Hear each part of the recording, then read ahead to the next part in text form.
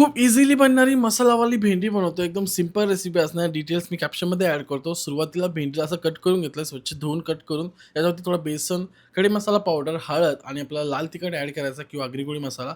तो सगळा मिक्स करून घ्यायचा आणि साईडला ठेवा. आपल्याला यांना शॅलो फ्राय करून घ्यायचं आहेत आणि मग यूज करणार. इथे दही घेतली अर्धी वाटी, ज्यामध्ये सेम मसाले टाकतो. त्यांची डिटेल्स मी कॅप्शनमध्ये ॲड करतो. तुम्ही चेक करा, पूर्ण रेसिपी दिली आहे. हे सगळं मिक्स करून घेतोय आणि हा दहीवाला मसाला साईडला ठेवतोय.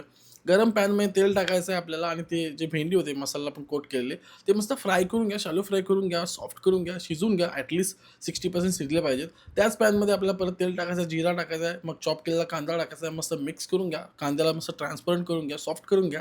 याच्यानंतर आपल्याला याच्यामध्ये ॲड करायचे चॉप केलेली मिरची, कोथिंबीर, अद्रक थोडीशी ठेचून घेतली. ती याच्यामध्ये मिक्स करून घेतोय.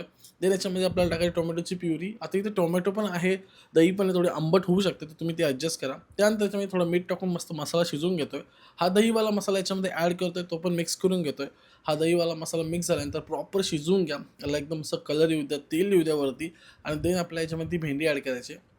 मित्रांनो, या मसाल्यामध्ये जेव्हा भेंडी ॲड करू तेव्हा ती ऑलरेडी शिजलेली असली पाहिजे, नाहीतर मग गडबड होईल. फक्त याच्यामध्ये झाकण ठेवून जेव्हा आपण मस्त शिजवू तेव्हा ती ऑलमोस्ट शिजल्यासारखी झाली पाहिजे, म्हणजे शेवटच्या टप्प्याला आली पाहिजे. अशा प्रकारे आपली मसालावाली भेंडी तयार आहे. याच्यामध्ये तुम्ही थोडंसं शेंगदाण्याचं कूट वगैरे टाकून सर्व्ह करू शकता आणि एन्जॉय करू शकता.